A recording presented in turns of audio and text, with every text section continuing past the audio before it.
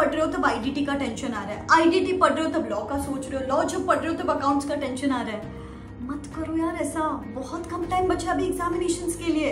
Late us stop creating this trap for ourselves, stop digging your own graveyard बेटा। In fact एक commitment मुझे दे दो, comment in the comment section below, from now onwards I am just going to take it one day at a time, one chapter at a time, one concept at a time.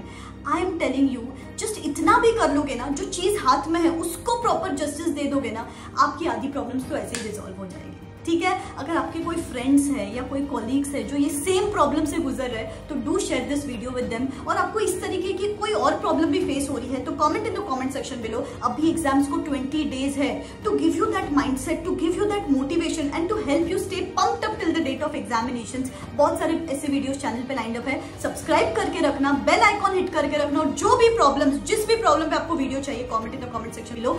I would be there with you till the end of examination, standing rock solid as your elder sister. Wish you all the best. Bye bye.